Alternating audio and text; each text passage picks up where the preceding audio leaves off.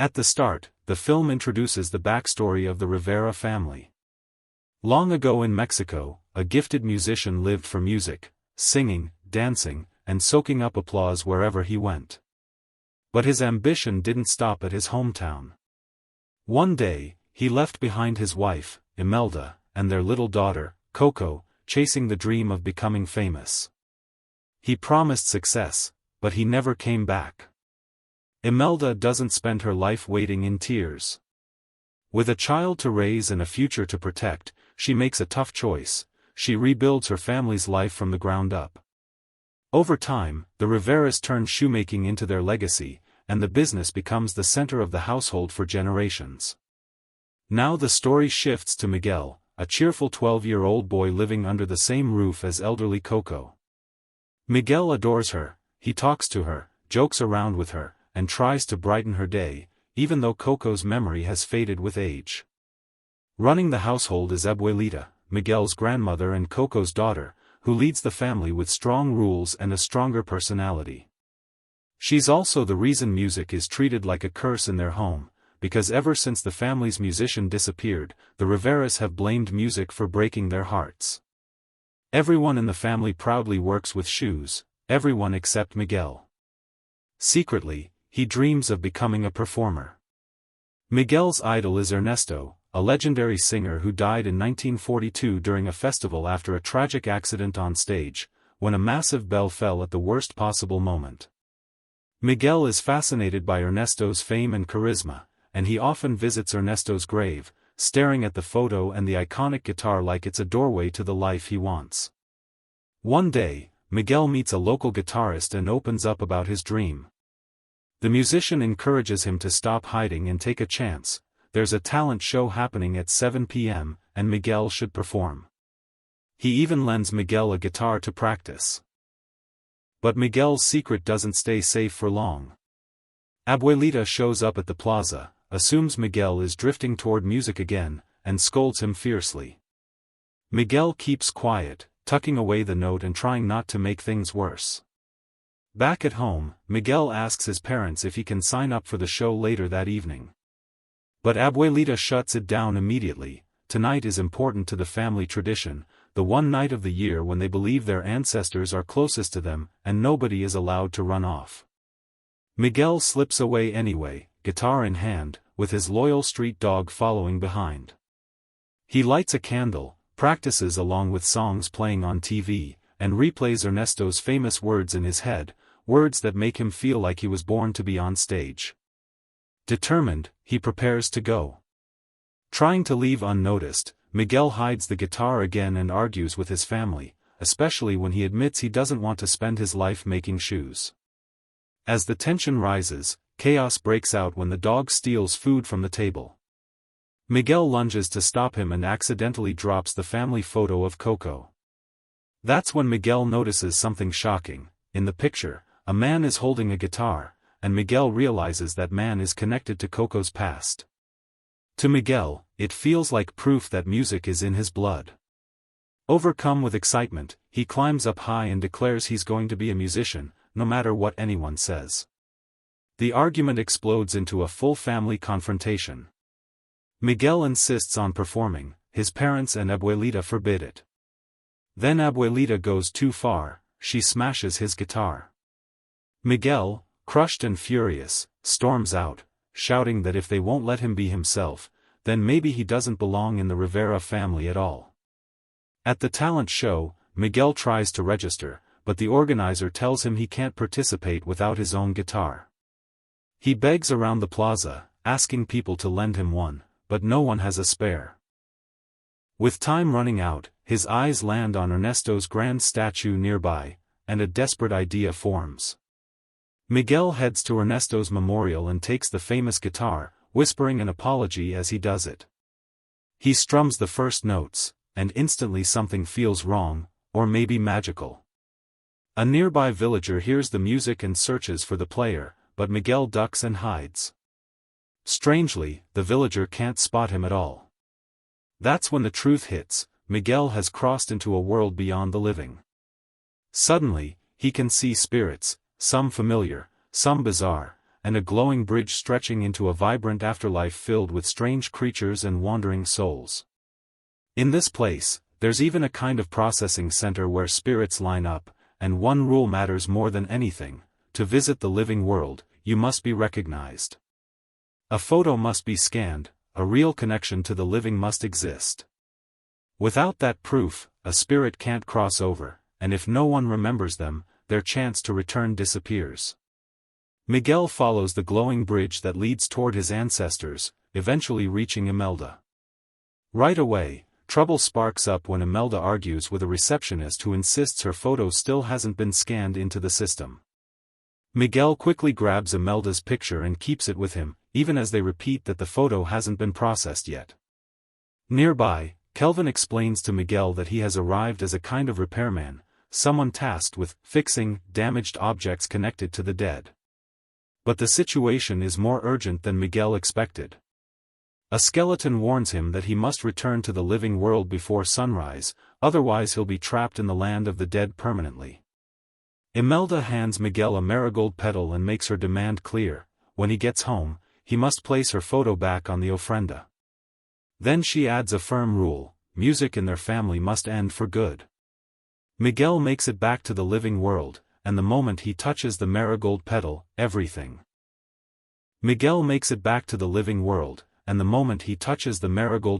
everything looks normal again. But the calm doesn't last. Miguel can't resist, he reaches for Ernesto's guitar anyway. The moment he does, he's pulled right back into the dead world. Frustrated and desperate, Miguel begs his relatives to bless him with no conditions attached so he can return and keep pursuing music. But nobody agrees. Angry, Miguel tries to force the issue by taking a blessing himself. Imelda responds immediately, calling on spirit creatures to track him down. One of them is sent out with a pepper-scented petal, using it like a trail sniffer to hunt Miguel and his companion. While searching for Hector, Miguel meets a scrappy skeleton who introduces himself and offers help. Miguel says he needs to meet his great-great-grandfather, Ernesto. Hector agrees to guide him, but only after disguising Miguel as a skeleton so he won't be recognized. They strike a deal: if Miguel gets back home, he'll take Hector's photo with him and place it on the ofrenda so Hector won't be forgotten. Ernesto is preparing for a major performance in the dead world, so Hector leads Miguel toward the rehearsal area. Along the way, they're swept into a flashy backstage setup. At one point they're even pulled into a quick costume performance routine with a glamorous skeleton performer who shows them a polished dance number. The problem is access: they need a ticket to get close to Ernesto. They ask around for help, but the people they approach mostly crack jokes about a famous actor who supposedly died from food poisoning. Eventually, Miguel learns there's a way in: win a competition, and the champion earns a chance to meet Ernesto. To enter, they need a guitar. Hector takes Miguel to find one, and while they move through the city, Miguel notices many skeletons fading into the background, spirits with no photos on any ofrenda, slowly being erased from memory. At a stop along the way, Miguel runs into a skeleton connected to the actor's circle, and Hector ends up playing guitar and singing on request. The moment becomes a turning point: it shows Hector's talent and hints that his history with Ernesto runs deeper than he lets on. The competition begins, and Miguel panics: he's never performed like this in front of a crowd. Hector steadies him, encourages him, and sends him onto the stage. Miguel sings, plays, and even moves with confidence as Hector joins in. The crowd reacts well, but the moment is cut short. Miguel's family, guided by the tracking creature, storms the area to capture him. Before they can grab him, Miguel and Hector escape. Miguel pushes toward Ernesto's mansion, but guards stop them. Neither Miguel nor Hector is allowed inside. Using a clever trick, they blend in with a band and slip through as if they belong, joining the group of winners heading toward Ernesto. Miguel tries to get Ernesto's attention but can't break through the crowd. So he takes a bold step: he climbs up where everyone will notice him and starts playing, accidentally throwing off Ernesto's performance. The disruption triggers chaos, and Miguel loses his disguise when he falls into the water, his skeleton makeup washes off completely. Ernesto dives in and pulls Miguel out, but the rescue comes with a realization. Ernesto immediately understands this is the boy everyone has been searching for. Miguel introduces himself plainly, he's Miguel, and he believes Ernesto is his great-great-grandfather. Miguel explains that his family rejects music, but he wants to return home and follow his dream, maybe even carry Ernesto's legacy. Ernesto publicly embraces the moment, proudly presenting Miguel as family in front of everyone. The two spend time together, and Ernesto even offers Miguel a blessing. But then Hector arrives, disguised, interrupting with the reminder of their agreement. He tells Miguel not to forget, Hector's photo must be placed on the ofrenda. That's when the bigger truth begins to surface. Miguel learns that the songs Ernesto is celebrated for weren't truly his. They were written by Hector, and Ernesto took the credit, turning Hector's work into his own fame.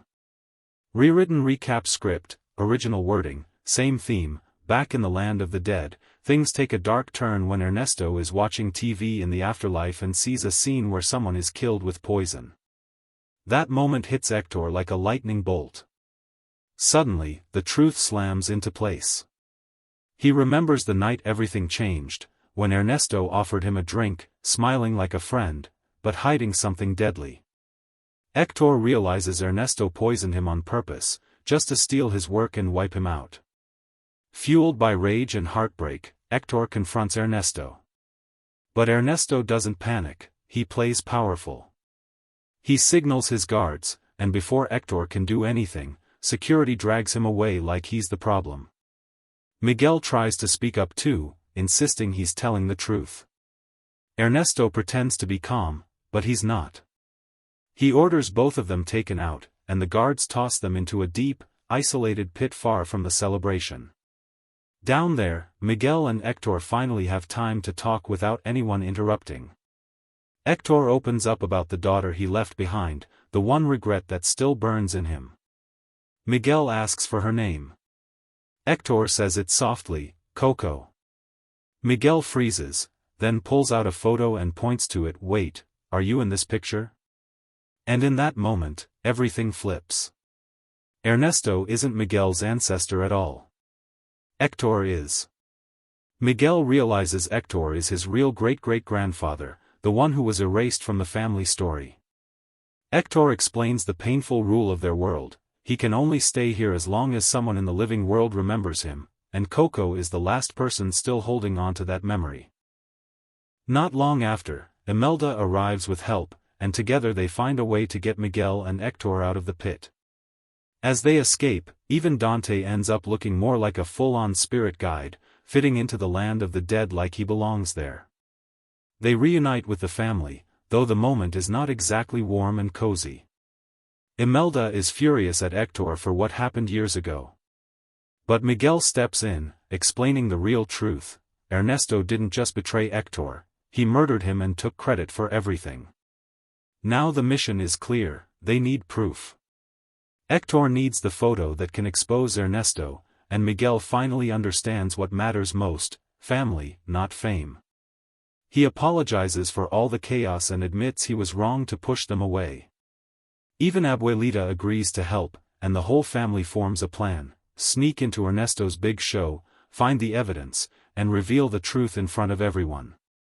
At the venue, Ernesto is already there, glowing with attention, soaking up applause. But now he realizes Miguel and Imelda are connected to Hector. He gets nervous. He tries to grab the photo quietly and keep things under control, acting friendly while plotting behind the scenes. Security clashes with the family as they try to reach Ernesto. It turns into a full mess: guards everywhere, people scrambling, and the family fighting through the crowd. Eventually, the photo ends up moving upward through the stage setup, getting closer to where it needs to be, but time is running out. Ernesto walks onto the stage like a hero and announces that Imelda will perform. Imelda is terrified. She freezes in front of everyone, unsure if she can even make a sound. But from the side, Miguel and Hector begin singing, giving her courage. The music fills the hall, and Imelda finally finds her voice. While the song continues, Ernesto tries to pull another sneaky move, dancing and smiling to hide his grab for the photo. Meanwhile, security keeps closing in, trying to stop Miguel and Hector. But at the last moment, the family manages to get the photo away from Ernesto. Imelda rushes to Miguel and gives him a blessing, fast, urgent, emotional. Go home, she tells him. Put our photo on the ofrenda. And never forget, your family will always love you. The family warns Ernesto that once Miguel returns to the living world, the truth will spread, and everyone will know what he did. And then, someone makes it even bigger. Two family members switch on a camera and broadcast everything live, exposing Ernesto in real time for the entire land of the dead to see.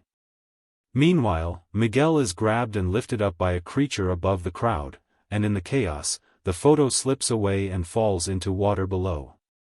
Back in the pit of panic, Hector starts fading. Coco's memory is weakening, and Hector can feel himself being forgotten. He collapses, exhausted and terrified, as Miguel looks on helplessly. Worst of all, night is ending.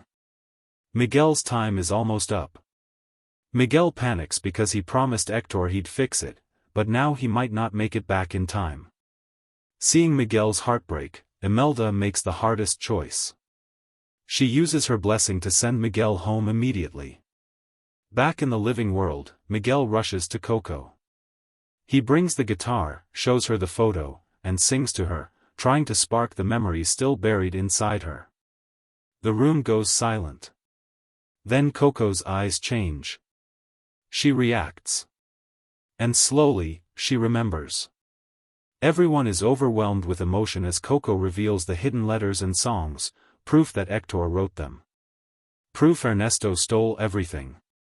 A year later, the truth is widely known. Ernesto's fame was built on lies, and Hector finally gets his place back in the family's story. Coco has passed on too, but now Hector is safe, his photo is on the ofrenda, and he's remembered with love. The family celebrates together, united again. And Miguel? He's back to doing what he loves, making music freely, without fear, and with his family standing beside him. Outro, clean YouTube style. If you enjoyed this recap, drop a comment with "Ike" so I know you made it to the end. Original movie review script, Coco. I'm genuinely happy I finally watched Pixar's Coco, and after seeing it, I completely get why it took home the Oscar for Best Animated Feature. It's a rare mix, bright, funny, and adventurous on the surface, but quietly devastating when it wants to be. The story centers on Miguel, a sweet kid with a huge dream. He wants to be a musician. The problem is, in his home, music isn't just discouraged, it's basically forbidden. His family treats it like a curse, and they've built their whole identity around staying far away from it. Of course, that only makes Miguel want it more. When his plan to enter a local contest collapses, thanks to a very dramatic family clash, Miguel makes a desperate choice and borrows a guitar from the cemetery. And that's when the movie flips into something truly special. He's pulled into the land of the dead, where every step he takes is packed with mystery, humor, and high emotional stakes. And honestly, if you're worried this is spoiled, don't be. The best parts are what the film does with that setup. It keeps revealing new layers, and it's much smarter than a simple, kid follows his dream story. Visually, Coco is an absolute flex. The world bursts with color, warm marigolds, glowing bridges, shimmering cityscapes, and the detail is insane. The land of the dead isn't gloomy or flat, it's alive with movement and personality. It's the kind of animation that makes you lean forward in your seat because your eyes can't take it all in at once. The music is just as important as the visuals. The score captures a celebratory Mexican spirit, and the songs don't feel tacked on, they're woven into the plot and the emotions. Remember Me, in particular, isn't just catchy, the meaning of it changes as the story unfolds, and by the end it lands like a punch to the heart. What surprised me most is how mature the film feels. It's still very funny, kids will love it, adults will laugh too, but underneath the jokes it's exploring memory, family legacy, and what it really means to be gone. It's bold in the way Pixar's best movies are bold. It trusts the audience to feel something real. By the final act, the theater experience makes total sense, people laughing 1 minute, getting quiet the next, and then suddenly, you hear sniffles everywhere. So yes, keep tissues nearby. This movie doesn't force tears, it earns them. If you already love Pixar, Coco belongs near the top. For me, it's right up there with their strongest work, one of those films that's easy to enjoy, but even better when you think about it afterward. Bottom line, heartfelt, gorgeous, and unforgettable. If you haven't seen it yet, you should. Coco, 2017, review script, rewritten version. Disney and Pixar's Coco is one of those animated films that looks bright and playful on the surface, but carries a surprisingly powerful emotional weight underneath. It's colorful, musical, packed with imagination, and, most importantly, it's a heartfelt tribute to family, memory, and identity.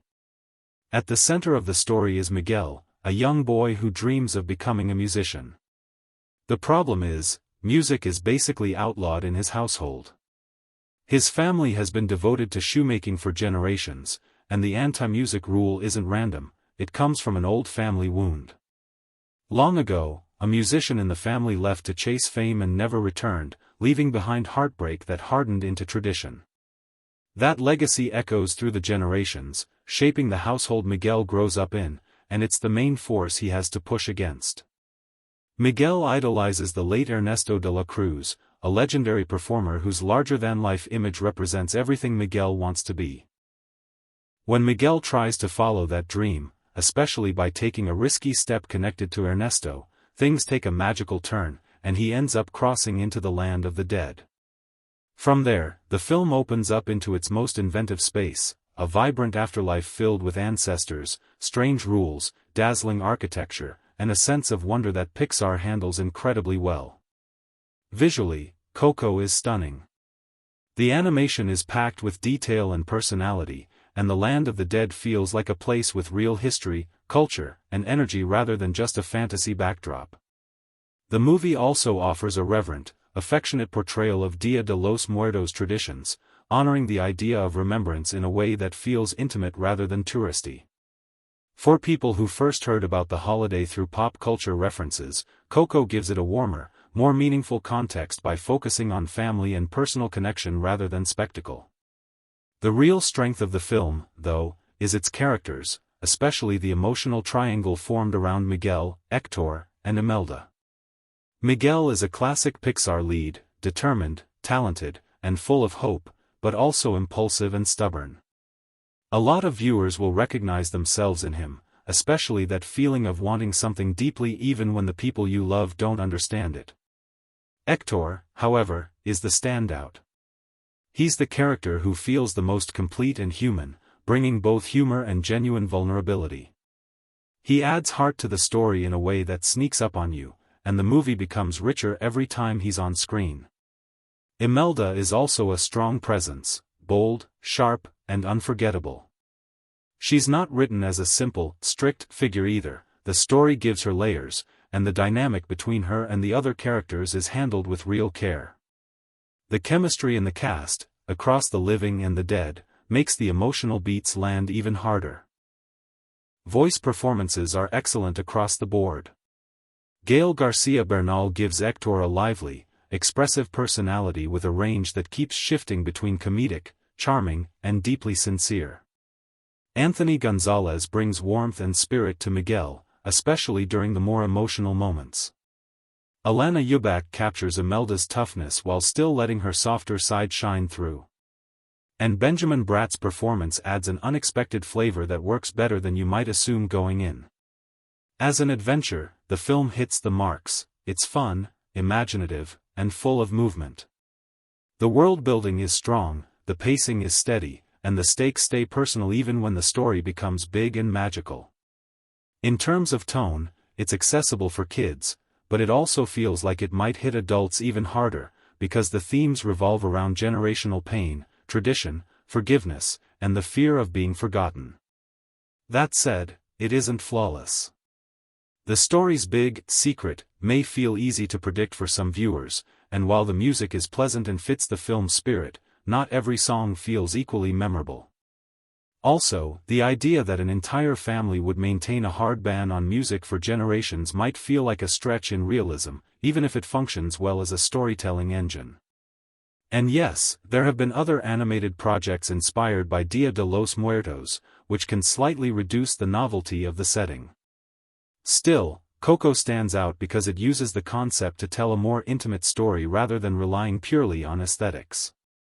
Where Coco truly earns its reputation is in its final stretch. The movie builds toward an emotional payoff that is both satisfying and genuinely moving. It's the kind of ending that doesn't just aim for tears, it earns them, by tying together the themes of love, memory, and family bonds in a way that feels sincere. In the end, Coco plays like a celebration of heritage and a love letter to the people who shaped us, whether they're still with us or not. It's bright, adventurous, funny, and deeply tender, with a core message about roots and belonging that sticks long after the credits roll. For many, it's the rare animated film that feels worthy of a top score, not because it's perfect in every technical detail, but because it leaves you feeling like you just experienced something meaningful. Title: Coco, 2017, a beautiful, emotional ride that really kicks in late. Going into Coco, I honestly didn't expect much. I sat down with my family thinking it would be another good Pixar movie and nothing more. Instead, I ended up watching one of the strongest animated films I've seen in a very long time, one that's bursting with craft, heart, and atmosphere. First, a small caveat: the music might have hit me even harder if I'd watched it in the original language. I saw the German dub, so some musical moments felt like they could have landed better. That said, it's very possible the English version, with some Spanish, carries more of the intended punch and authenticity. What the story sets up, without diving into spoilers, Coco centers on Miguel, a 12-year-old boy from Mexico who's passionate about music, even though his family is firmly against it. While they're dedicated shoemakers, Miguel wants a completely different life. As the Day of the Dead approaches, he becomes obsessed with the idea that his family history is tangled up with music itself, especially through the legendary Ernesto de la Cruz apparently being connected to him. Miguel's choices that night lead him somewhere he absolutely didn't plan to go, the land of the dead, where he's forced to face relatives he never cared to know, make sense of his roots, and find a way back before time runs out. He also ends up teamed with Hector, a slick, desperate figure whose biggest fear is being erased from memory in the living world. That's all I'll say plot-wise, because Coco is the kind of movie that's best experienced with fresh eyes. What worked for me, and worked big, the film is packed with memorable characters, and what surprised me most is that it often feels like the emotional weight lives in the people around Miguel rather than Miguel alone. He's the center of the story, sure, but the dog, the mysterious guy with the hat, the family members he meets along the way, they're the ones who really pull the film's heartstrings tight. It's almost like Miguel is the spark, but the supporting cast is the flame. And then there's the look of it all, the animation is stunning. Pixar's usual obsession with tiny details is on full display, especially in the environments, note perfect set decoration, and the sheer liveliness of every location. Some shots genuinely feel close to realism, and yet the world still keeps its playful, stylized charm. It's one of the rare animated films where I felt CGI was fully standing shoulder to shoulder with the classic hand-drawn era in terms of beauty and texture. Also, this is absolutely a film you can watch more than once. The first viewing is all about story and emotion. The second time, you start noticing just how much is happening in the background, little visual jokes, cultural touches, and animation busyness that you can't fully take in on round one. Where it dragged a bit as much as I loved it, I can't pretend the pacing is perfect. Everything before the story's big shift, before the Ernesto side of things fully kicks in, could have been tighter. Some early portions felt like they ran a little long, and I caught myself wishing the film would push forward sooner. But here's the thing. The final act is the reason this movie sticks. The last 30 to 40 minutes are where Coco really takes off. It gains momentum, raises the emotional stakes, and delivers the kind of payoff that makes you forgive earlier sluggishness. In fact, I'd go as far as to say the closing stretch is the main reason I rate the film so highly, and why it earned a spot on my best of list for 2017. It's also one of those smartly structured movies where the ending is strong enough to make you look back and think, okay, yeah, that was worth it. A couple missed opportunities. Even though the movie is moving, it's not flawless. The concept of ordinary animals shifting into more mythical, spirit-like versions, like Dante, could have been presented in a more striking or apparently magical way. It works, but it could have been more creatively explored. The film also brushes against a powerful idea, the difference between forgiving and forgetting, and I wished it had taken a little more time to really dig into that theme, especially since it becomes important near the end. Still, even with those gaps, the emotional landing is incredibly effective. The emotional impact brings tissues. Seriously. Some parts may feel a bit intense for very young kids, but I'd say 10-year-olds and up should be okay. For everyone else, expect tears. The ending is the kind that doesn't just tug at your emotions, it grabs them with both hands. My family and I were emotional basically from the moment things started escalating, and it didn't really stop. Extra production/voice notes, for those who care. From what's been shared about the production, Coco reportedly took a long time to make, longer than many Pixar projects, and you can feel that level of care in the finished film. The voice cast is also stacked with authentic Latino talent, with a familiar Pixar tradition cameo mixed in there too. And yes, the movie is loaded with cultural nods and references, and the remembrance/memory theme is woven into everything, not just the plot. Final verdict: despite a slightly overlong build-up and a couple ideas that could have been explored more deeply, Coco is a visually gorgeous, emotionally powerful film with a finale that hits hard and stays with you. OT perfect, but absolutely recommended, and I'd be happy to see it recognized with major awards. Script, rewritten movie review, Coco. If you've ever watched a Pixar movie and thought, how did an animated film just hit me right in the emotions like that? Coco is definitely in that category. It's colorful, musical, funny in places, and surprisingly thoughtful, especially for a story that centers around death, family, and what it means to be remembered. One thing I want to highlight early is the voice work. The performances feel committed and sincere, like everyone involved really showed up to do their best. Even if I didn't recognize many of the names, the cast still delivers strong, believable acting across the board. No one feels like they're phoning it in, and that matters a lot in an animated movie where the voice is the performance. Now, I don't always get the chance to watch a wide range of films. With a toddler in the house, my movie schedule often turns into the same few favorites repeating on a loop. Over time, I've tried to gently introduce a little variety, partly for her, partly for my own sanity. Coco ended up being one of those additions, and honestly, I'm glad it was. I went into it not having seen it before, and it slid into the rotation way more smoothly than I expected. The story follows Miguel, a young boy with a huge love for music, except there's one problem: music is basically forbidden in his household. His family's history includes an old wound involving an ancestor who pursued music and abandoned the family, and the bitterness from that choice has shaped the rules of the household ever since. Miguel, desperate to follow his passion, makes a bold decision. He tries to steal, a famous guitar so he can compete in a Day of the Dead talent contest. That one choice sets off the big twist of the movie. Miguel crosses into the land of the dead, where he comes face to face with his ancestors and suddenly has to figure out how to get back home before the sunrise. Like a lot of Pixar films, Coco tackles heavy subject matter in a way that's digestible for kids, without feeling fake or watered down for adults.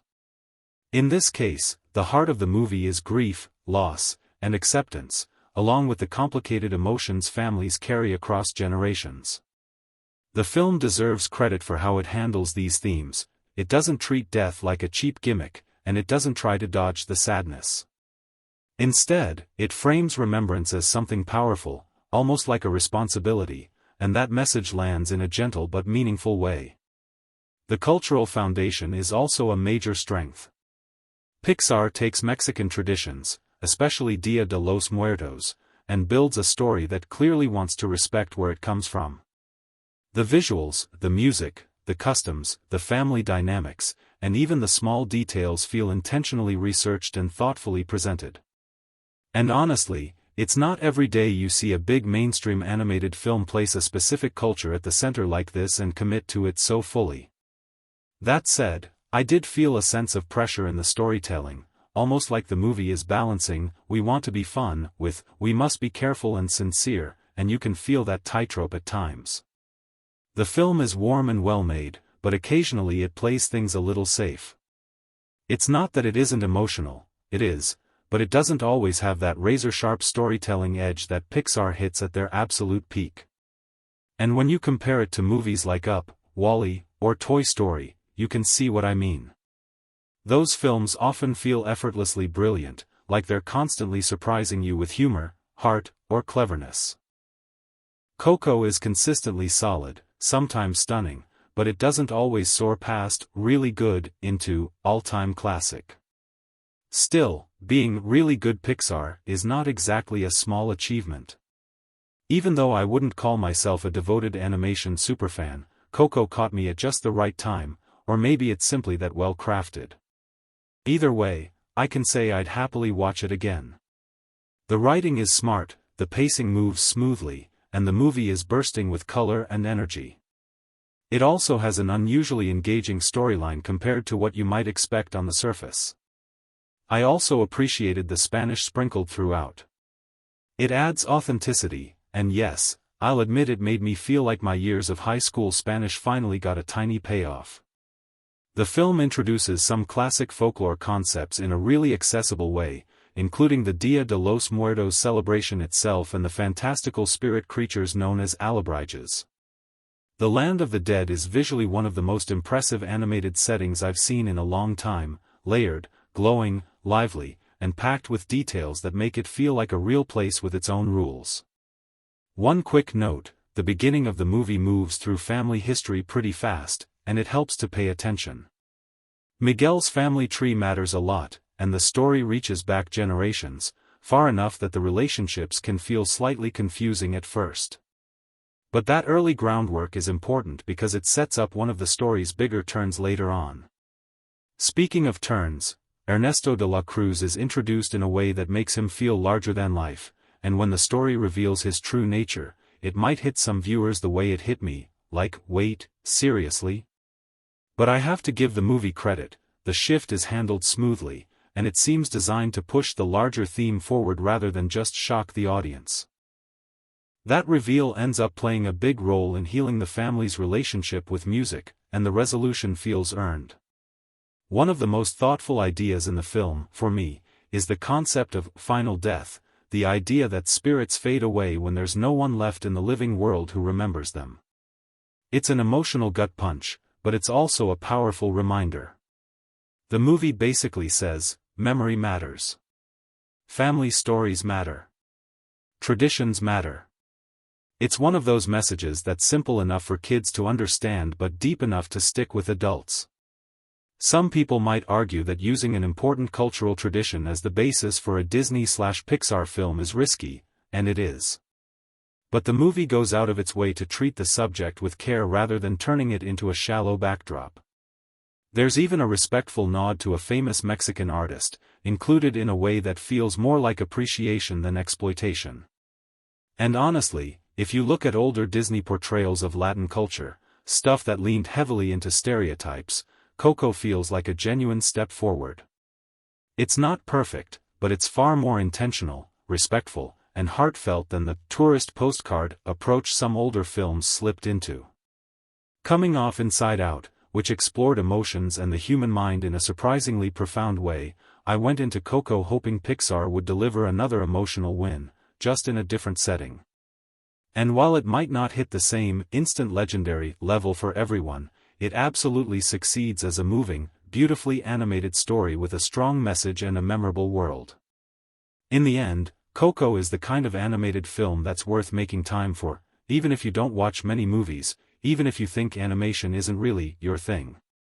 It's warm, visually stunning, culturally rich, and emotionally sincere.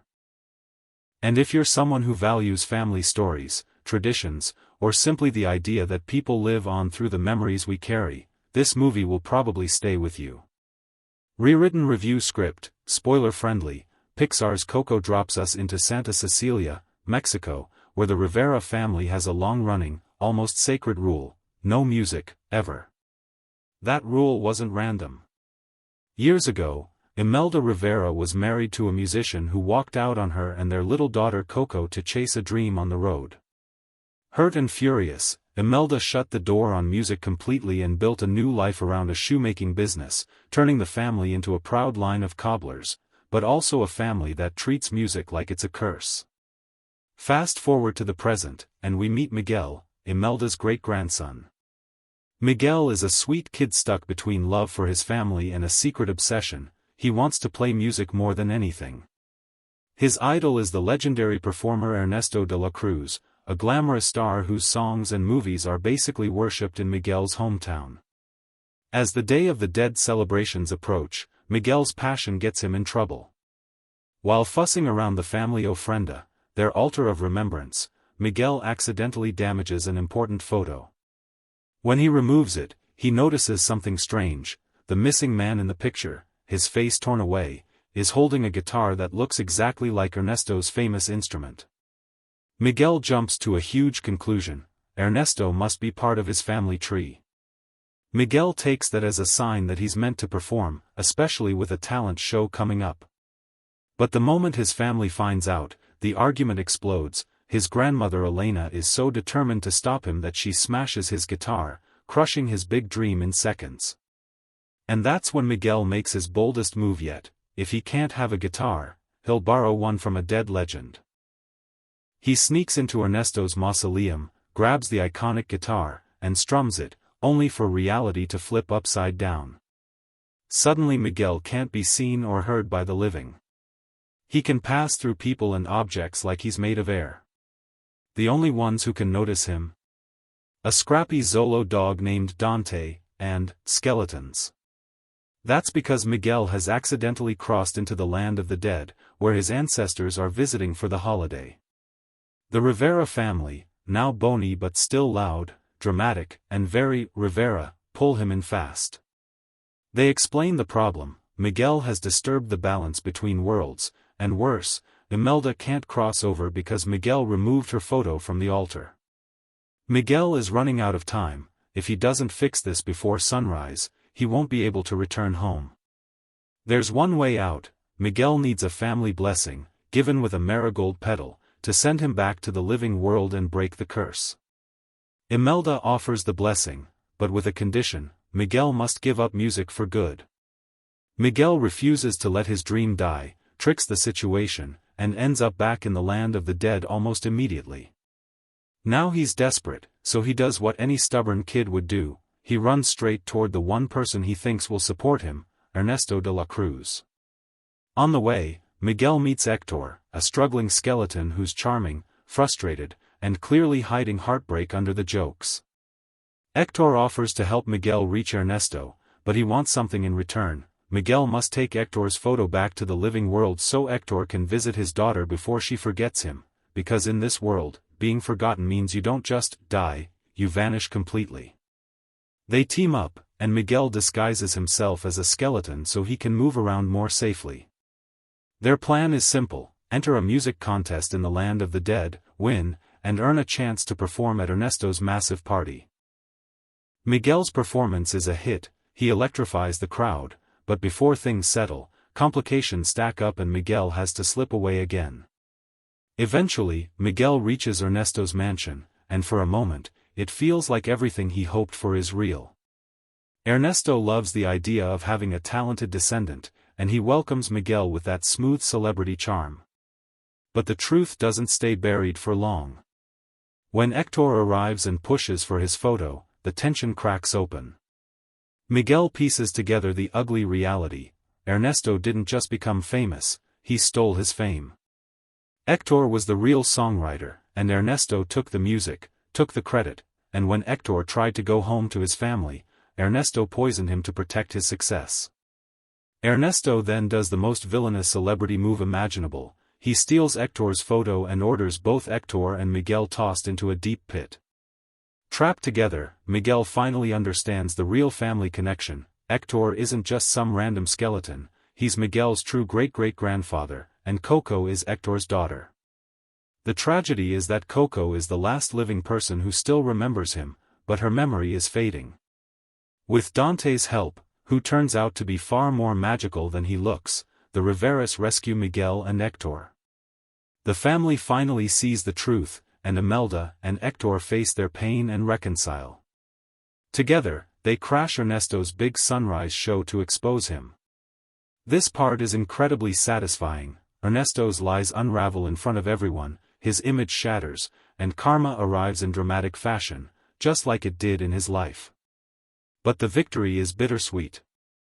Hector's photo is lost, and sunrise is seconds away. Miguel is about to be stuck forever. In the most emotional turn of the movie, Imelda gives Miguel her blessing again, this time without conditions, and sends him back to the land of the living. And from there, the story shifts from adventure to something much deeper: family, memory, and the power of love that outlasts death. Rewritten movie review script, fresh version. Pixar's Coco is a vibrant animated fantasy with heart, humor, and a powerful message about family, memory, and heritage. The film follows Miguel, a young boy in Mexico who loves music and dreams of becoming a performer, yet he's stuck in a household where music is strictly forbidden. Long ago, Miguel's great-great-grandmother was left behind when her husband chased a musical life, and the family's pain turned into a generational rule: no songs, no instruments, no exceptions. Instead, everyone is expected to continue the shoemaking tradition. Miguel can't accept that, especially not when he idolizes the legendary singer Ernesto de la Cruz. On Dia de los Muertos, he's determined to enter a local music contest, but things fall apart when his grandmother smashes his guitar. Desperate, Miguel sneaks into Ernesto's mausoleum to borrow the famous musician's guitar, thinking it will finally give him his moment. The instant he strums it, reality flips upside down. Suddenly, the living can't see him, but the dead can.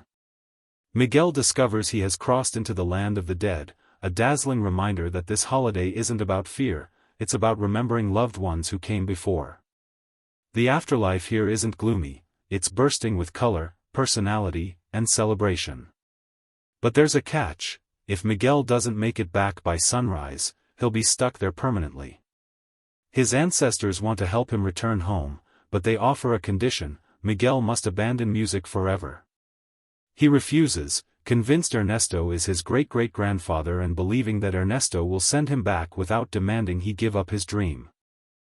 Along the way, Miguel meets Hector, a witty and slightly scruffy trickster who agrees to guide him, if Miguel promises to bring Hector's photo back to the world of the living so he won't be forgotten.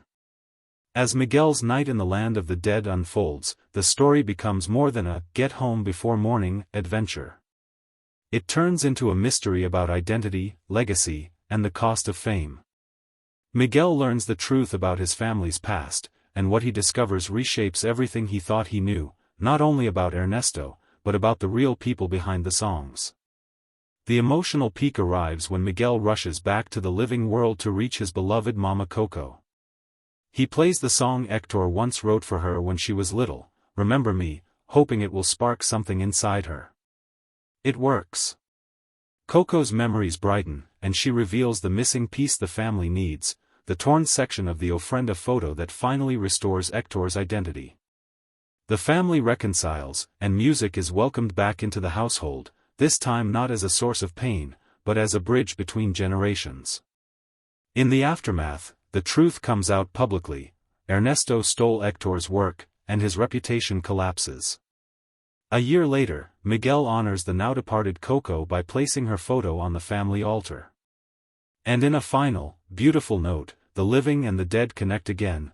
Hector and Imelda share a moment with Coco, visiting the land of the living and watching Miguel perform with both sides of his family proudly present. The voice cast adds extra charm, with actors such as René Victor, Abuelita, Jamie Camille, Papa, Alfonso Arau, Papa Julio, Herbert Siguenza, Tio Oscar/Tio Felipe, Lombardo Boyar, Edward James Olmos, Chicharon, Natalia Cordova-Buckley, Frida Kahlo, Cheech Marin, and John Ratzenberger. What really makes Coco shine is how lovingly it draws from Mexican folklore, ancestry, and tradition. The animation is gorgeous, the character design is expressive without being scary, and the film manages to be funny, adventurous, and genuinely moving, often within the same scene. The musical moments feel natural too, characters perform songs rather than the movie turning into a constant sing-along. It's also packed with respectful nods to classic Latin cinema, and its soundtrack is one of Pixar's best. No surprise it earned major awards attention, winning the Oscar for Best Animated Feature and Best Original Song for Remember Me, alongside big wins at the Golden Globes and BAFTAs. In the end, this is the kind of animated film that can make you laugh, hit you right in the feelings, and leave you smiling. A colorful, satisfying, and unforgettable family story. Rewritten review script, original wording plus same theme. If I'm being completely candid, Coco sometimes leans a little too hard into the family and loyalty emotions. There are moments where the sentiment is laid on thick. But honestly, it's hard to stay nitpicky when the animation is this alive.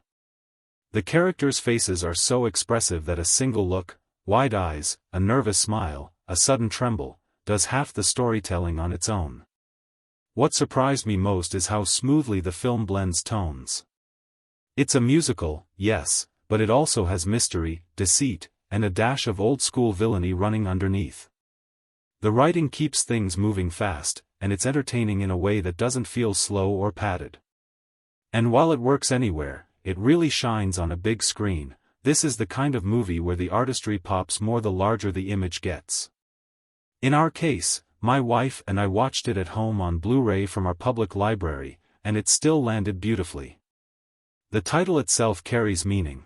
It points back to Miguel's great-grandmother, who was comforted as a child by a song from her father. Then he vanished from the family's life, roughly 90 years earlier, supposedly chasing his dream of being a musician. But as the story unfolds, you realize the truth isn't nearly that simple. Miguel, voiced by Anthony Gonzalez, who was about 11 when he took the role, is a kid who loves music and wants to play guitar, but he has to keep it secret. His family has basically banned music completely, still holding on to the hurt and anger caused by that long-ago disappearance.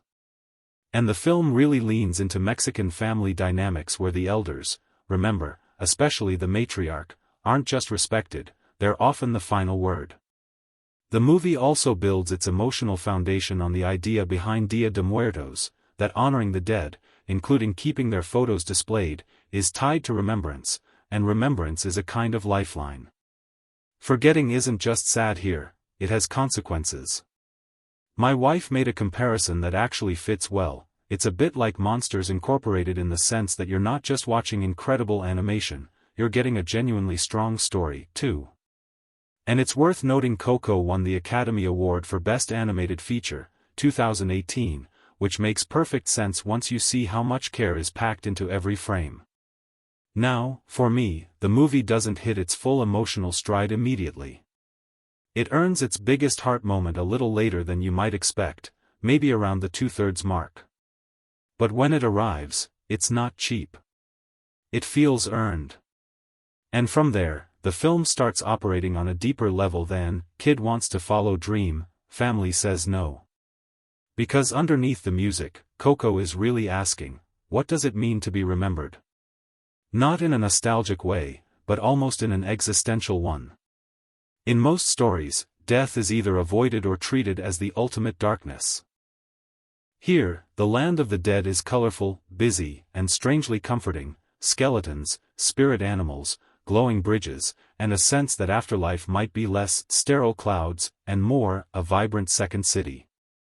It's warmer, funkier, and more alive than what a lot of films imagine. But the film also quietly slips in a fear that's more unsettling than death itself, not just being gone, but being forgotten. That idea hangs over the story like a shadow even when the visuals are dazzling. On the surface, the conflict can feel familiar at first. Miguel fits into a classic animated setup: I want this life, no you can't, family duty, rebellion, and so on. You've seen versions of that 100 times. The movie also plays with another familiar warning: don't worship your heroes too blindly. In this case, it's aimed at Ernesto de la Cruz, a glamorous legend with major Elvis-like energy. You think you know where that storyline is headed, until the film throws in its best twist: Hector. Hector shows up seeming like he'll be the standard funny side character, the scruffy helper who cracks jokes and tags along. But that's a misdirect. Because as the story deepens, it becomes clear that Hector isn't just comic relief. He's the emotional core. The film starts stacking revelations quickly by the later acts, almost like it borrows a bit from telenovela-style drama in the best way. And without spoiling what should be discovered fresh, the movie's signature song, Remember Me, stops being just a catchy tune and becomes the point of the entire story.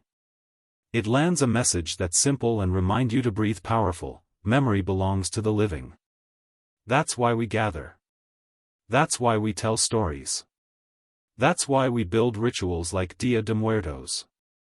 And when the film locks into that idea, it becomes genuinely profound. By the end, my wife was in tears, and even if you don't cry, it's hard not to smile for real. The movie commits completely to its emotional goal, and it doesn't feel cynical about it. Is it my absolute top Pixar film? Maybe not, mostly because a few pieces feel slightly familiar. But its strengths are undeniably classic Pixar: rich characters, unforgettable visual design, a world you want to explore, and a story that aims for more than just dancing characters and bright colors. Coco wants you to laugh, then choke up, then get surprised, then feel something honest. And if you end up grabbing the soundtrack afterward, that's basically the perfect bonus. Everything about it works: the characters, the meaning, the music, the visuals, the cinematography, the pacing. It's a genuinely lovely film, and yes, even as an adult, that ending can hit like a wave. Rewritten review script, same theme, fresh wording plus minor changes. Wow, I walked away from Coco with my heart full. This Disney/Pixar animated film is a vibrant blend of humor, music, and genuine emotion, all wrapped in a story rooted in Mexican tradition and the spirit of Dia de los Muertos.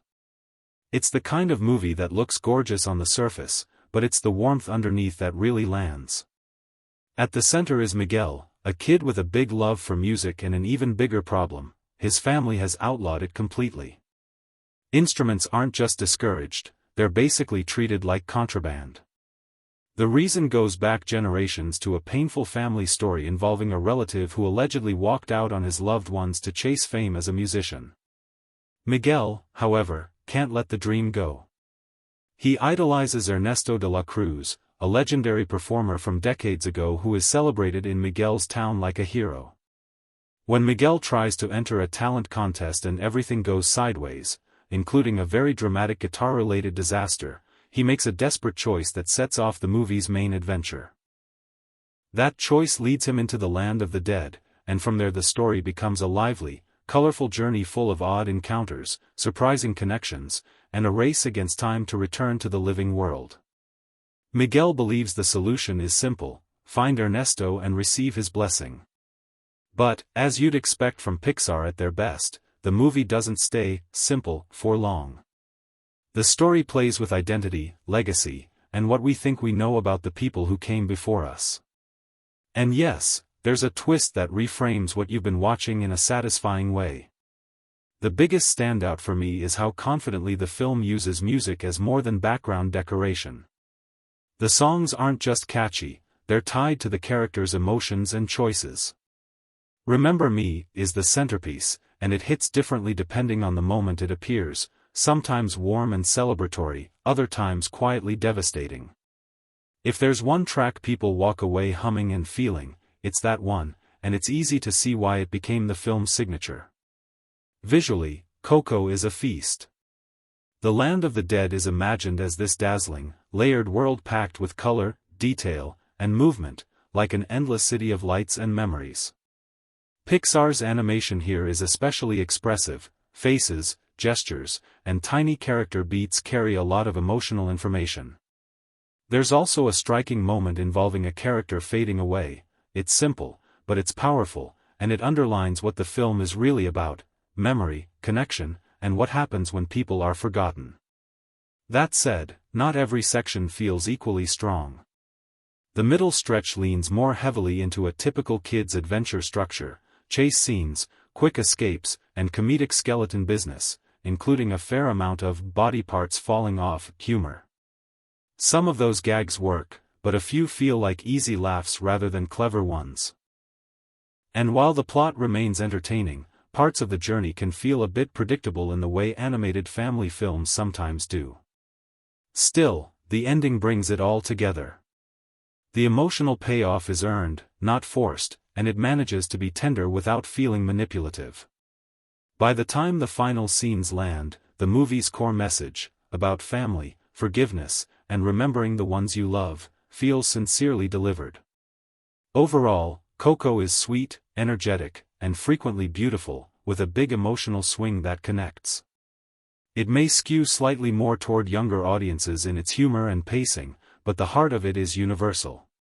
If you're in the mood for an animated film that can make you smile and then quietly wreck you, in a good way, this one is an easy recommendation.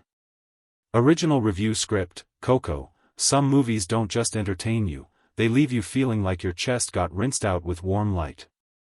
Coco is one of those films. It takes a subject most stories either avoid or treat with heavy fear, death, and turns it into something strangely comforting, even celebratory, without ever talking down to the audience. At its center is Miguel, a kid who's bursting with music in a home where music is basically forbidden. It's a classic kind of setup: big dream, big family wall in the way, but what makes it hit harder is why the wall exists. This isn't rebellion for rebellion's sake.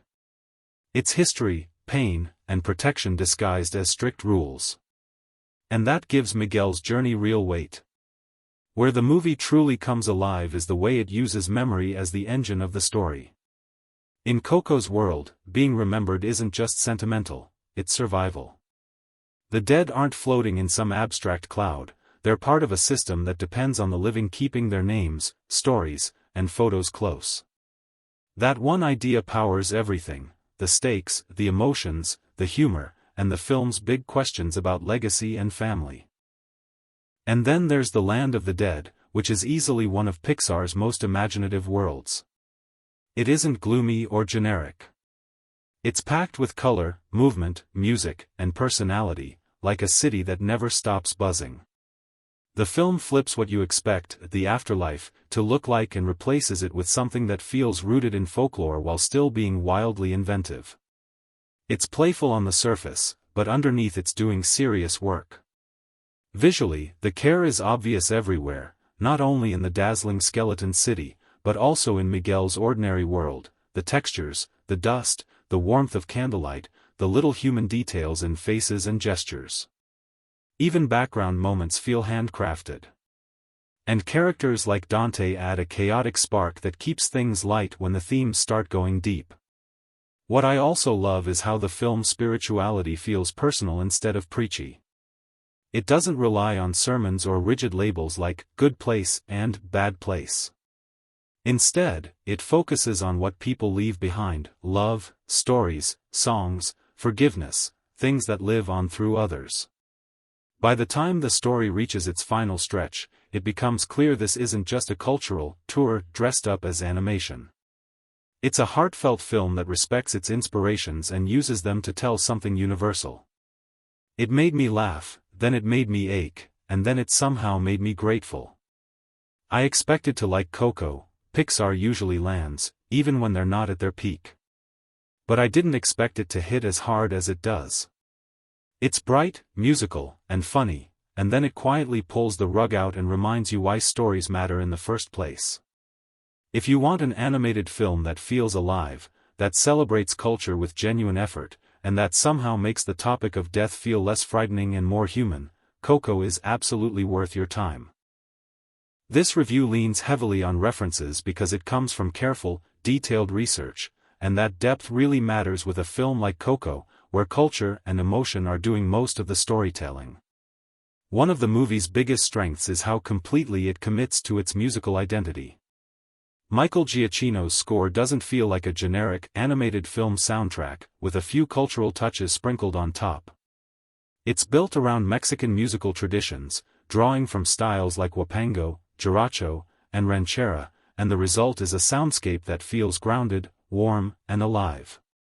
More importantly, the music isn't just decoration, it becomes a direct line into the audience's feelings. There's a simplicity to how the film communicates emotion, and that honesty is a huge reason it lands so well. In terms of pure originality, Coco isn't trying to be the most conceptually inventive Pixar film out there. If you compare it to something like Inside Out, you could argue Coco is playing with a more familiar structure. But where it truly shines is in emotional precision and character work. Pixar has always been strong at making even supporting characters feel like real people rather than plot tools, and Coco continues the tradition. The story actually gives space for its family members to be more than stereotypes. The mother, the grandmother, the uncle, each one has their own motivations, history, and personality.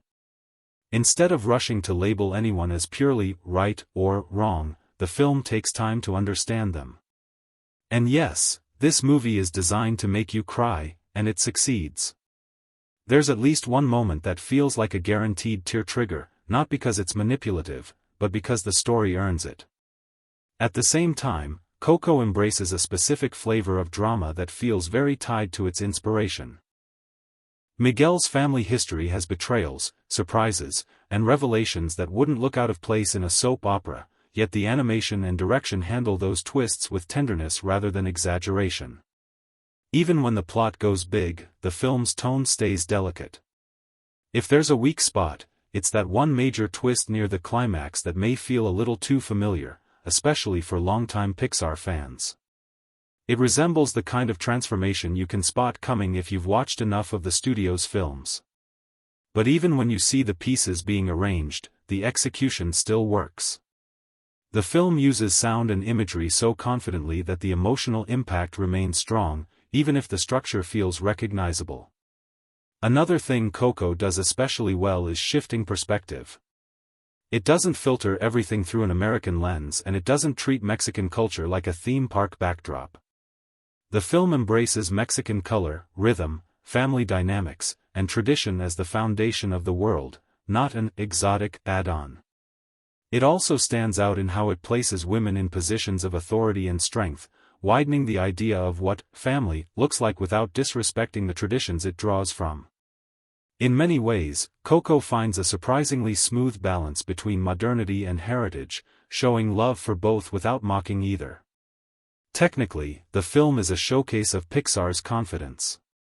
Rather than obsessing over maximum realism, the studio prioritizes artistry, photography, lighting, texture, and atmosphere.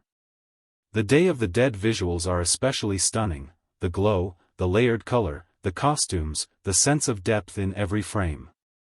Even small details, like the way family history is communicated through objects, patterns, and embroidery-inspired design, quietly strengthen the theme of generational memory. Sound design also deserves real credit. Coco juggles multiple musical layers without turning into noise. It plays with volume, timing, and contrast, letting music blend with dialogue and ambient sound in ways that feel natural. And then there's the boldest choice of all for a children's film: silence. Coco understands exactly when to pull back and let a quiet moment hit. Some of the most painful beats in the story aren't loud at all, they're soft, still, and devastating. Beyond Giacchino's instrumental work, the movie's songs are genuinely excellent. Un Poco Loco is energetic and playful, the kind of track that instantly boosts the film's joy. But the emotional spine of the story is Remember Me, written by Kristen Anderson Lopez and Robert Lopez. The song changes meaning depending on who sings it and when, and that evolving context is what makes it so powerful. One particular performance tied to Hector, Miguel's companion in the Land of the Dead, carries enormous emotional weight, especially because it's connected to a flashback that deepens the characters in a major way. It's one of Pixar's most effective memory sequences, right up there with the most famously heartbreaking moments in the studio's history. Under directors Lee Unkrich and Adrian Molina, Coco becomes a film about memory in more than just the obvious sense. It explores what it means to be remembered, how families pass stories down, and how love can survive in small rituals. Its core message is simple but heavy: family matters, not only the living, but also the dead, and the invisible thread connecting them. What's impressive is how approachable the film remains, even if you don't know anything about Dia de Muertos. The world building is woven into natural dialogue and story progression instead of pausing everything for a history lesson. You learn the rules of the land of the dead as Miguel learns them, which keeps everything immersive. Ironically, the clunkiest bit of exposition isn't about the dead, it's about the past. The reason Miguel's family hates music is revealed extremely early, and that backstory could have been unfolded more gradually to make the mystery feel richer. Still, at its heart, Coco is an entertaining ride. It's constantly shifting tone, jumping from comedy to melancholy in seconds, and it works because the film knows exactly what it's doing. Even when certain turns are predictable, they still land emotionally because the characters and the atmosphere are so well built. By the time the film reaches its ending, it delivers an emotional blow that can genuinely wreck people, in the best way. And somehow, even after that gut punch, you're likely to walk out smiling. Coco takes familiar Disney and Pixar ingredients, love, perseverance, family, friendship, and uses them with exceptional skill, enriched by Mexican culture, humor, and a soundtrack that doesn't miss. More than anything, Coco feels made with sincerity. It's the kind of film that can quietly change how you think about life, death, nostalgia, and the people you've lost. If you've ever grieved someone, even slightly, this story has a way of bringing them close again, not as something dark and frightening, but as something warm, memory kept alive. And that's what makes Coco special. It invites you to face the inevitable, not through decay, but through love, through the idea that the people we lose can remain with us, in our hearts, or somewhere beyond, where stories and songs still glow. The first thing that hits you is the sheer beauty of it all. The animation practically glows, bright, playful, and packed with detail, and the film's version of the Land of the Dead feels fully imagined rather than just pretty backgrounds. Every street, bridge, and burst of color looks like someone obsessed over it, in the best way. And it's genuinely refreshing to see a big studio animated feature put Mexico and the Day of the Dead front and center, without treating the culture like a costume or a gimmick. That said, the emotional punch didn't land for me as strongly as it seems to land for a lot of people. I could tell exactly when the movie wanted tears. I understood the intent of those scenes. But I didn't feel pulled under the way I did with Pixar at their most devastating, movies like WALL-E or Toy Story 3, where the emotion sneaks up and wrecks you. Here, I felt more like I was watching the gears turn. Okay, here's the moment. Here's the swell of music. Here's the cue. My reaction ended up being more respectful than overwhelmed. And maybe that's on me. I'm not religious, I don't really hold on to ideas of an afterlife, and I don't relate to remembering the dead in the same spiritual way the film clearly embraces. If you already connect deeply to those traditions, if the idea of being welcomed back, remembered, and honored resonates in your bones, this is probably going to hit much harder. For me, it was more of an appreciative distance than a flood of feeling. What's funny is that I almost skipped it entirely. Even as someone who's been devoted to Pixar for ages, the marketing didn't instantly hook me. I ended up catching it in an unexpected setting, one of those late-night, why not, viewings, and I'm glad I did, because even with my emotional reservations, it's still easy to see why many people rank it near the studio's best work. The creative team, Lee Unkrich and Adrian Molina, build a story that tries to juggle a lot: cultural tradition, family history, loyalty, memory, elders, identity, and what it means to chase a dream when your own household thinks that dream is dangerous. That might sound heavy for a kids' movie, but Pixar has always been good at smuggling big ideas into accessible storytelling. They've done grief and loss before, and still found room for humor and warmth. The plot centers on Miguel, a young boy who lives in a home where music is forbidden, an old family rule born from pain and abandonment. Miguel, however, can't help himself. He wants to sing, he wants to play guitar, and he feels destined for it. He also believes he's connected to the legendary performer Ernesto de la Cruz, and that belief fuels a risky plan during Dia de Muertos, when the boundary between the living world and the dead grows thin. From there, the movie becomes an adventure that bounces between worlds. The Dia de Muertos elements are handled with care, the living honor those who came before, and the dead are invited to return, guided by vibrant petals and family remembrance. The land of the dead isn't portrayed as a horror show, it's bustling, funny, chaotic, and sometimes even inconvenient in a way that makes it oddly relatable. Skeletons pop apart and put themselves back together like it's no big deal, turning what could be creepy into something playful and inventive. Visually, it's a knockout. The lighting and color design feel purposeful, like the filmmakers remember what visual storytelling is supposed to do, not just how to look expensive. The motion is also wonderfully character-driven. People move the way they should, creatures move the way they shouldn't, because that's the joke, and the whole world feels alive. Even small background actions are loaded with personality. And yes, Pixar fans will notice the familiar winks and nods, those studio traditions that always sneak in somewhere. But the movie doesn't rely on Easter eggs to win you over. Its real strength is the world building and the way it treats culture, music, and family as the heart of the spectacle. The supporting cast is strong too, though this isn't really a film that lives or dies by celebrity voices. The performances work because the story and visuals are doing so much of the heavy lifting.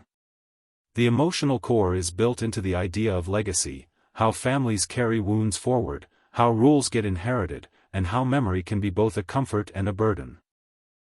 One of the best things about the film is how it challenges lazy misconceptions.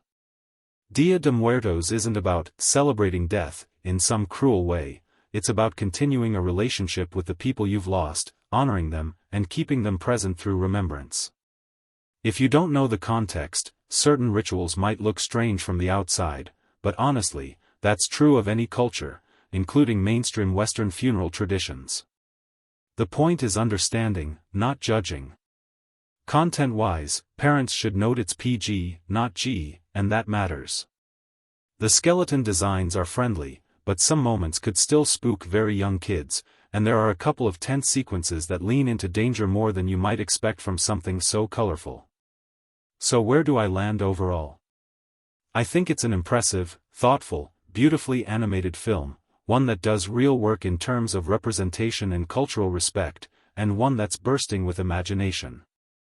I just didn't personally bond with it emotionally the way I bond with Pixar at their peak. If you're someone who connects strongly to its themes of remembrance, ancestors, and spiritual continuity, there's a good chance this will hit you like a train, in the best way. For me, it played more like a gorgeous, meaningful story I admired rather than one that broke me open. Rewritten movie review script, Coco, intro. Today I'm talking about Pixar's Coco, a film that looks bright and playful on the surface, but quietly sneaks up on you with some surprisingly heavy emotions. It's a family movie, sure, but it's also one of those rare animated films that treats its audience like they can handle real ideas, grief, legacy, and what it means to be remembered. Quick setup/personal hook. I actually came back to this one because a friend's daughter has a birthday coming up, and I wanted to grab a DVD that the whole household could enjoy, kids and adults. I'd heard people praising Coco for ages, so I figured, perfect choice. And rewatching it, I liked it even more than I expected. Story summary, spoiler light, the story follows Miguel, a kid who lives in a family where music is basically forbidden. Their history with music is messy, and because of that, the whole household has pushed him toward the family shoemaking tradition instead. But during Mexico's Day of the Dead, Miguel ends up caught in a chain of events that pulls him into the land of the dead, a place bursting with color, energy, and personality. And that's where the movie reveals one of its most striking rules: the dead don't just stay dead, they fade away completely when nobody in the living world remembers them. Miguel also learns he has a deadline. If he can't get back to the living world by dawn, he won't just be visiting anymore, he'll be stuck there for good. What makes the plot work? If you break it down mechanically, the story is pretty built, like you can tell there are carefully placed pieces to make the twists and discoveries land at the right time. But here's the trick, it never feels robotic while you're watching it. The pacing is so smooth, and the momentum is so natural, that you don't really stop to notice how precisely it's all arranged. Visuals/animation, visually, this movie is a flex. The animation has this warm, rich look, especially early on, where the living world scenes feel earthy and grounded, like family life has texture. Then once Miguel crosses over, it's like Pixar turns the dial up to spectacle. The land of the dead is layered, glittering, and full of motion, bridges, lights, crowds, and these detailed skeleton designs that somehow still carry emotion in every expression. And honestly, it's the kind of film where I wish everyone saw it in the best format possible. It's so visually engineered for depth and scale that it feels tailor-made for 3D. Music/theme, music isn't just decoration here, it's the spine of the story.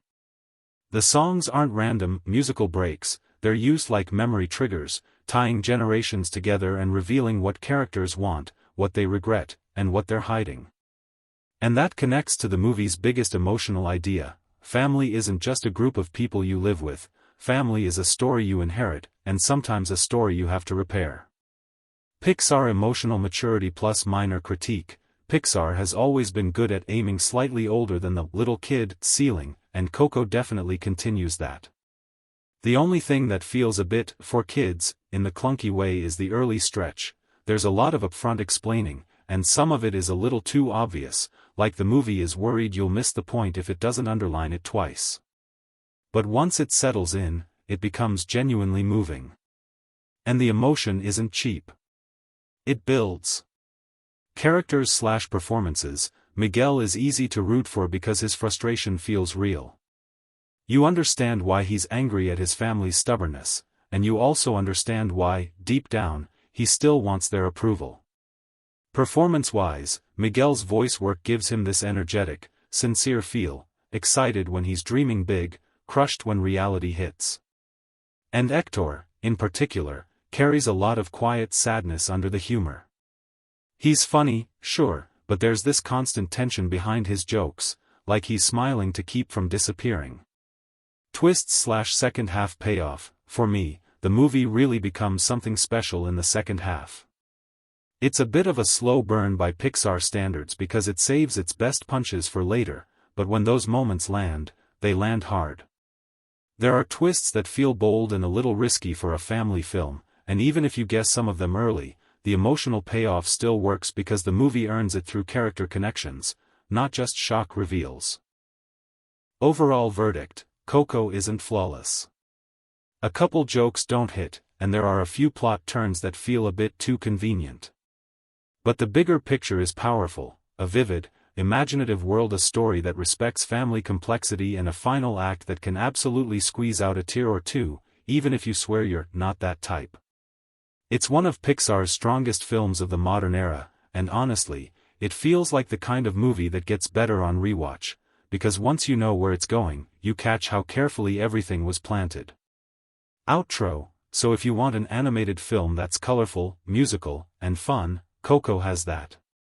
But if you also want something that quietly hits you with questions about memory, love, and what we leave behind, it has that too.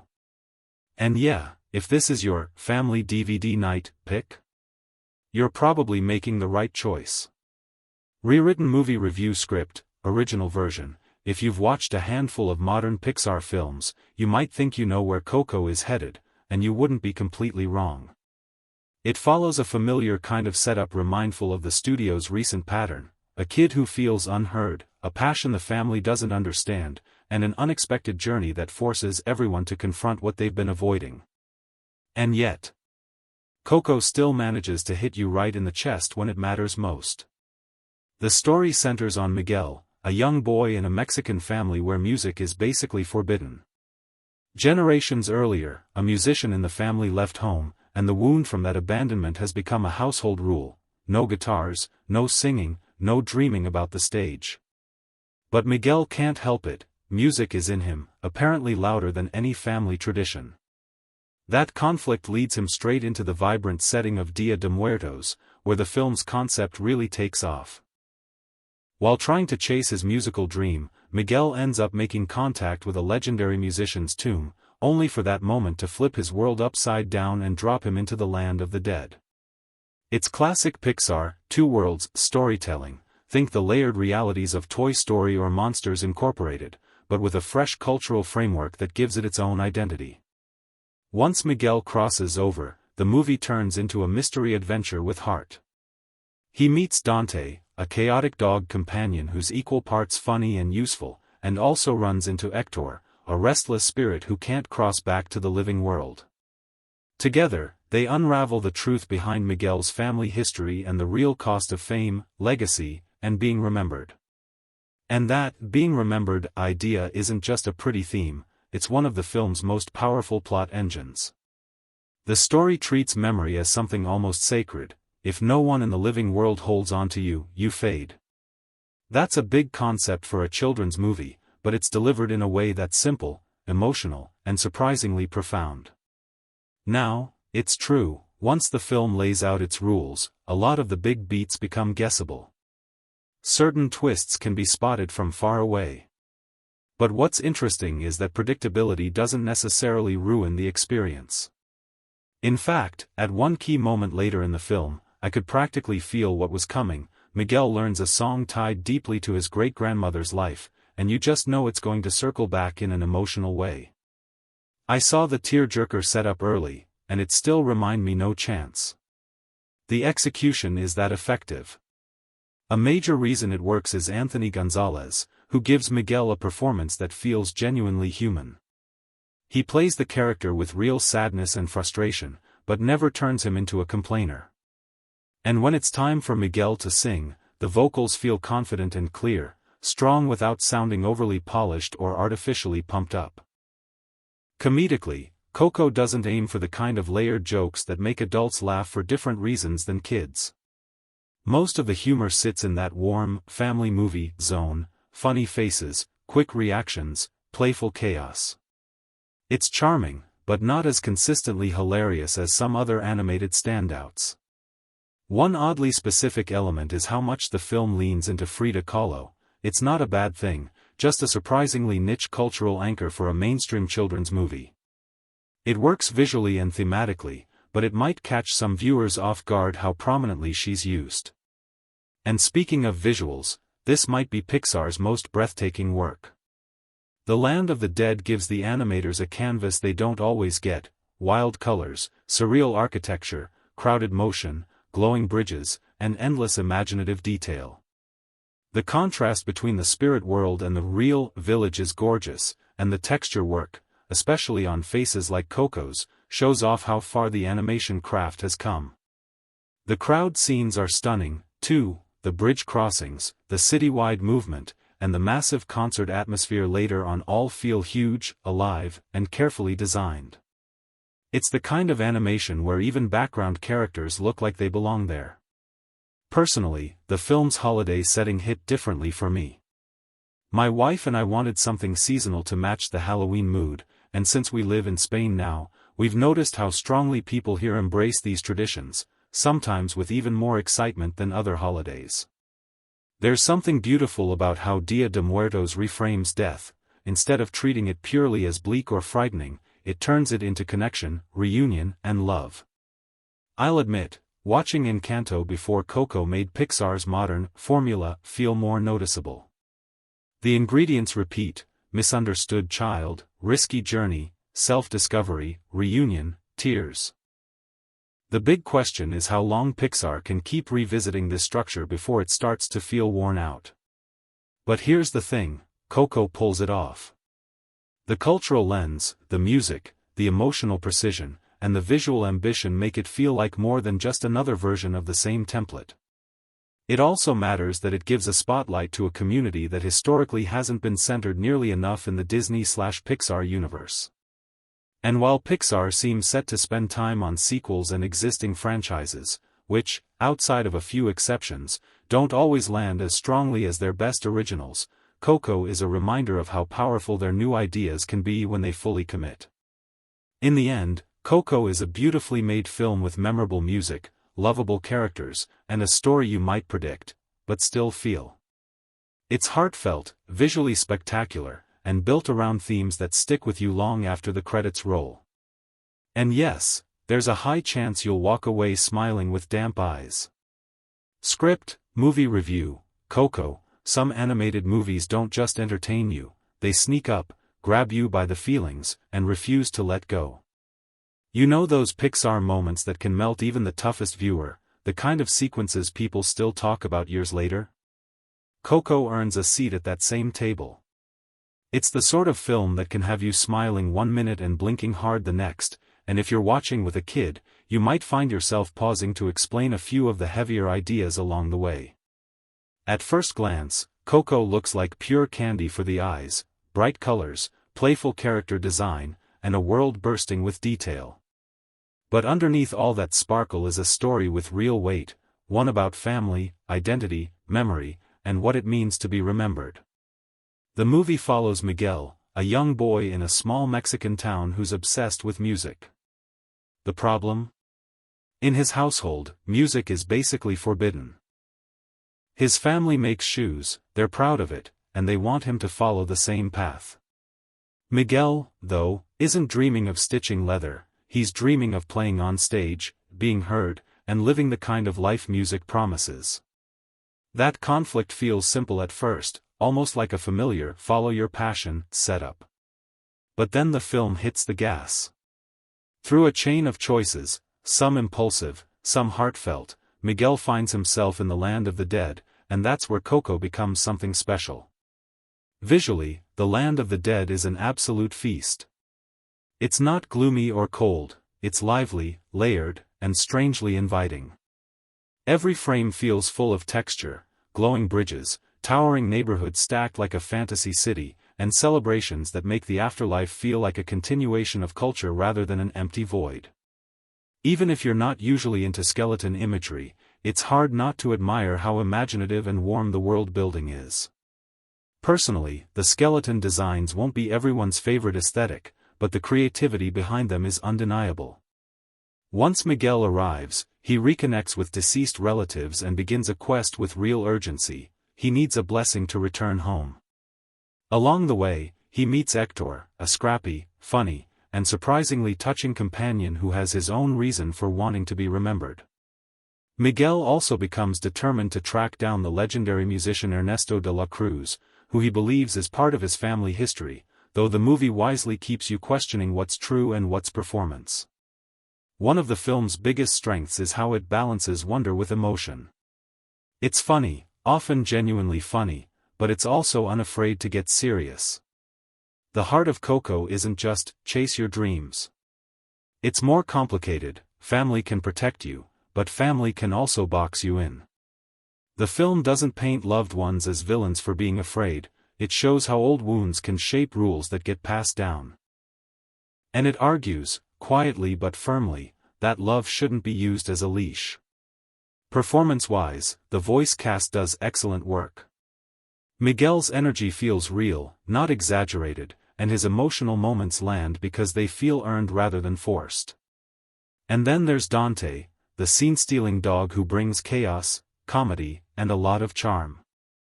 If you love animal sidekicks, Dante is going to be your guy. He's the kind of character who can make a serious scene lighter without ruining it. And Coco herself, sweet, fragile, and quietly central, adds a softness to the film that makes the payoff hit harder. Without spoiling anything, the story ultimately circles back to her in a way that feels meaningful, not gimmicky. Now, I do get why some people feel this isn't quite top-tier Pixar. Compared to the sharpest Pixar scripts, parts of Coco can feel like they're moving along a set track. Some twists are easy to guess if you've seen enough animated films. And while the movie is about music, not every song sticks the way you might expect. There are a few memorable pieces, but some of the musical moments don't linger long after the credits. There's also a slight sense of overdoing it at times, like the film is so in love with its own beauty that it occasionally holds a shot or a sequence just a bit too long. It's still impressive, but you may find yourself thinking, alright, we get it, this world is gorgeous. A little restraint could have made the pacing even tighter. That said, even with those flaws, Coco remains a powerful experience. It's inventive, culturally rich, and emotionally direct in a way that doesn't feel cynical. It tackles big ideas, death, legacy, forgiveness, memory, without turning into a lecture. And it leaves you with a simple truth that hits deep: being remembered is a kind of life, and love is strongest when it's allowed to grow rather than control. By the time the movie reaches its final stretch, it's hard not to feel something. If you don't get even a little misty-eyed near the end, you might want to check your pulse. So, is Coco one of Pixar's best? For many people, yes, absolutely. For others, it may fall just short of the studio's most unpredictable masterpieces. But even if you think it's not perfect, it's still a beautifully made, heartfelt film that deserves to be seen, whether you're 5 years old, watching wide-eyed, or an adult quietly tearing up on the couch. Verdict: stunning animation, strong emotion, meaningful themes, and a vibrant world, slightly predictable in places, but still unforgettable. Movie review script: rewritten. Coco, set against Mexico's Day of the Dead celebrations, beginning around October 31st, Coco builds its entire heart around a tradition where families honor loved ones who've passed on. Using that cultural foundation, director Lee Unkrich and co-director Adrian Molina imagine an afterlife that doesn't feel gloomy or distant, but bustling and lived in. The land of the dead is vibrant, social, and surprisingly normal, except everyone's now living in skeletal form. One of the film's clever ideas is how reputation still matters even after death. If you were admired in life, rich, famous, remembered, you're celebrated in the afterlife too. That's especially true for Ernesto de la Cruz, a legendary performer whose fame seems to follow him everywhere, even beyond the grave. And for Miguel, a 12-year-old boy with big musical dreams, Ernesto is more than a star, he's an obsession, and possibly even family. Miguel's home life sets up the central conflict beautifully. His family has a long-standing, almost stubborn hatred of music because an ancestor once abandoned the household to chase a musician's life. So in Miguel's world, music isn't just discouraged, it's basically forbidden. But passion doesn't disappear just because a family rule says it should, and Miguel's love for songs and guitars keeps pulling him toward the thing he's not supposed to want.